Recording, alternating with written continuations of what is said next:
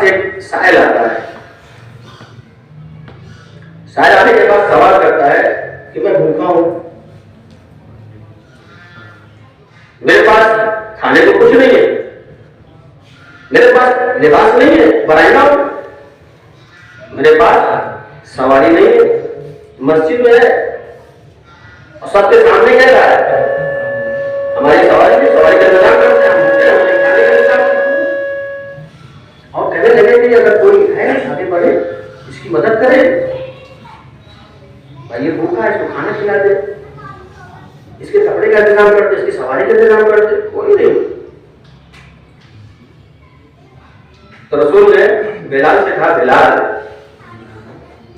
इसको जो है लेकर ज़हरा के घर पे जा,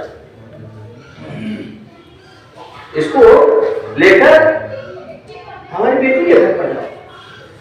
बिलाल जो है उस साहिल को लेकर जनाब सैयदा के दरवाजे पर पहुंचे। जनाब सैयदा ने पूछा, का एक साहिल आया है, उसने सवाल किया है। तो उस वक्त उनके पास कुछ भी नहीं था जनाब सैयदा के पास, लेकिन हाँ एक गोश्त जिसे कहते हैं भेड़ की खाल थी जो उस वक्त बहुत कीमती थी। जनाब सैयद ने उठा कर उसको दिया। तो कहता है मैं इसको क्या करूंगा, मैं इसे क्या करूंगा। उसने उसको नहीं लिया, वापस किया। जब उसे वापस कर दिया तो जानते जनाब सैयदा ने अपने गले का हार दे दिया उसे, अपने गले का हार उस साहिल को दे दिया और कहा ले जाओ, इससे अपनी जरूरतें पूरी करो।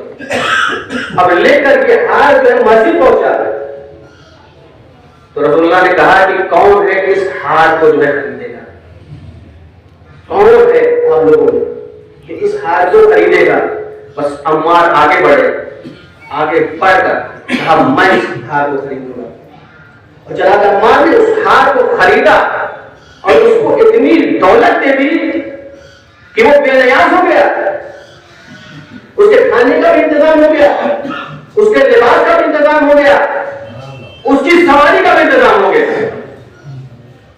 और उसके बाद जनाब अम्मार ने उस हार को गोश्त अंबर से तर कर अपने गुलाम को दिया और गुलाम से कहा है, गुलाम से कहा जाओ इसको जनाब सैयदा को हदिया कर मेरी तरफ से।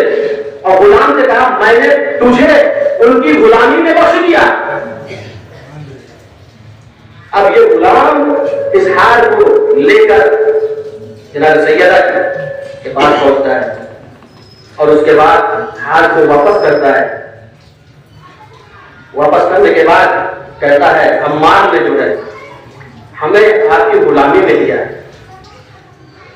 तो ये सुनना था जनाब सैयदा ने कहा कि क्या मैंने तुझे आजाद किया। तो क्या मैंने तुझे खुदा की राह में आजाद किया। अब जब ये गुलाम चला है तो कसीदा पढ़ते हुए चला है कि ये कितना पुरबरकत हार था।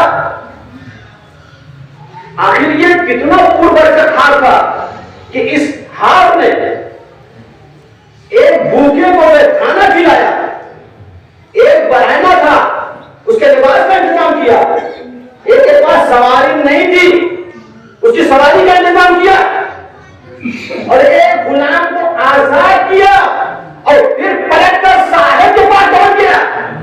सलाम पढ़िए मोहम्मद वाले मोहम्मद